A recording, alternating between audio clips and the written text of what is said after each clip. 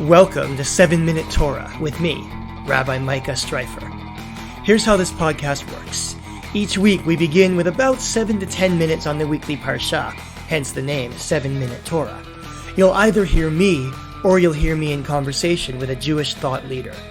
After that, if you want to stick around, we continue with a bonus interview where we talk about all things Jewish. Thanks for tuning in and being part of the conversation.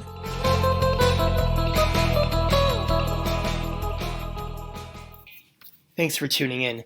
This is an Encore presentation of my 2020 podcast for this parsha, Tetze.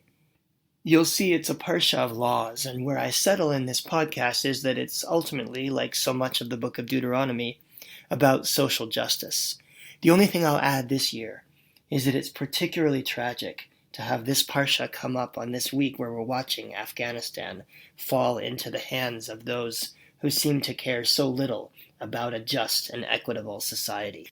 It's a reminder that even though a group may claim to be religious or even ultra-religious, that doesn't mean that they necessarily espouse the values that religion teaches. Values of social justice, values of caring for the poor and the vulnerable in society. The idea that all people are created in God's image. Those are the values of religion. That's the case in Judaism and in Islam and in Christianity. Anything else is a perversion of religion. Anyway, thanks for listening in to this Encore presentation.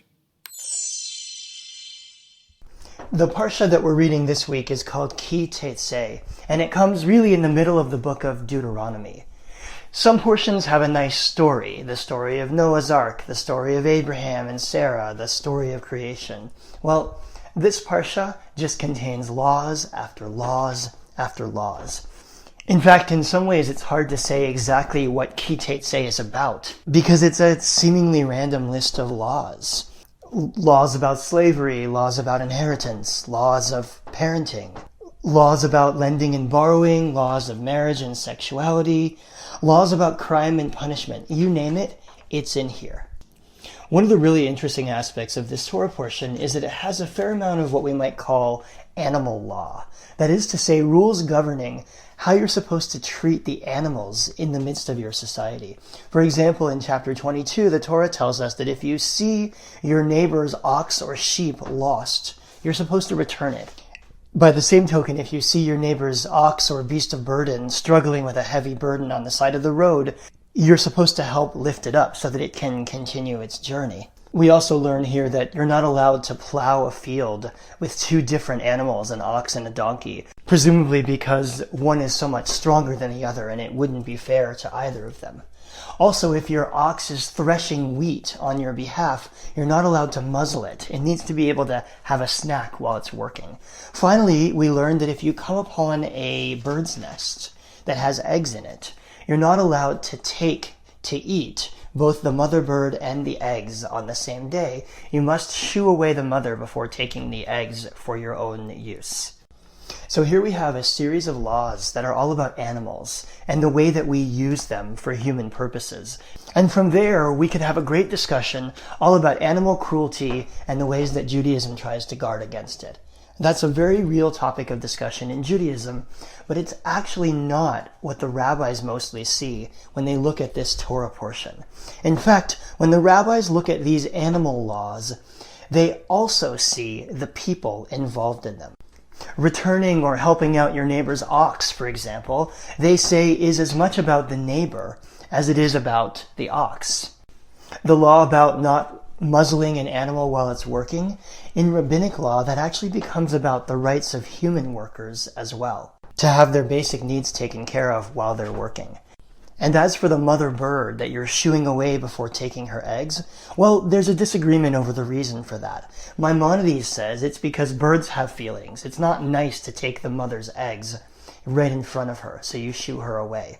But Nachmanides, the Ramban, argues that this is about preserving the species. If you eat both the eggs and the mother, if you take both generations, then you're harming the species' ability to continue to reproduce, to produce food for future generations and for the vulnerable in society. So when the rabbis look at this portion that is partly about animals, they see laws about animals, and they also see hints of laws about the way we're supposed to treat people. And not just any people, but the most vulnerable people in society. And that, in the end, is probably the closest thing to a theme that ties together this Torah portion. Many of the laws listed here are intended to protect those who have less power, those who are more vulnerable. Women, servants or slaves, orphans, widows, immigrants, and those who generally have a lesser or a lack of status in society. Now, I don't want to overstate this, because the reality is that this portion describes a world and a society where the vulnerable were not always taken care of or treated with respect. We need to note that women were essentially chattel, and marriage was a financial transaction in which the woman changed hands. We need to note that there are some extreme anti-foreigner or anti-immigrant statements in this portion, particularly directed against specific neighboring peoples. These things are real and we can't ignore them. But what's also real is that the Torah is, in a significant way, focused on creating a just society, including for the vulnerable. And the ultimate statement of that also comes in this Torah portion in what is maybe one of the most famous statements in all of Torah. Deuteronomy chapter 24, verse 17. Lo tateh mishpat ger v'yatom. You shall not subvert the rights of the stranger or the orphan. V'lo tachabol beged almanah. And you shall not take a widow's garment in pawn. V'zacharta ki eved hayita b'mitzrayim. Remember that you were a slave in Egypt. So in the end, what Jewish tradition teaches us here is that the responsibility to care for others, to create a just society, stems from our narrative that says that we were once slaves. We were once the vulnerable in society. You know what it is to be oppressed. You know what it is to be mistreated. So ensure that in your society, that doesn't happen to others. That kind of thinking can guide us today as well, when we think about the treatment of vulnerable groups in our own society. African Americans, the indigenous community, women, immigrants, refugees. It is the responsibility of everyone in society, not only those that are part of those vulnerable groups, to ensure justice for all. The story is told that once a student came before the great sage Hillel in the 1st century and said, "Teach me the whole Torah," while standing on one foot. Hillel said, "What is hateful to you, do not do to another.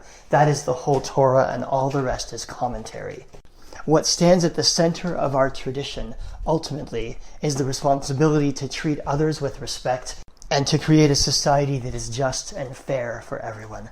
The Torah is meant to be wrestled with. There's lots to struggle with in this Torah portion. But Jewish tradition's commitment to social justice and to the idea that social justice is all of our responsibility, that's unequivocal. Gerim hayitem be'eretz Mitzrayim, you were strangers in the land of Egypt.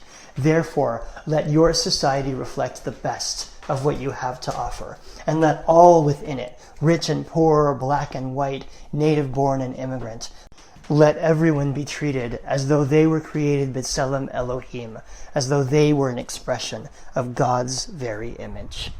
Thanks for joining us. Hey there, Rabbi Micah Streifer here. I want to invite you to continue the conversation in our new Facebook group. Just go to Facebook and search 7-Minute Torah, Listen and Discuss. Then you can join the group and join the conversation. See you there. Thanks for listening to 7-Minute Torah. If you enjoyed this program, please leave a review or a comment, and please pass it on to a friend. You can also subscribe on iTunes, Spotify, Google Play, or wherever you listen to podcasts. Have a great week.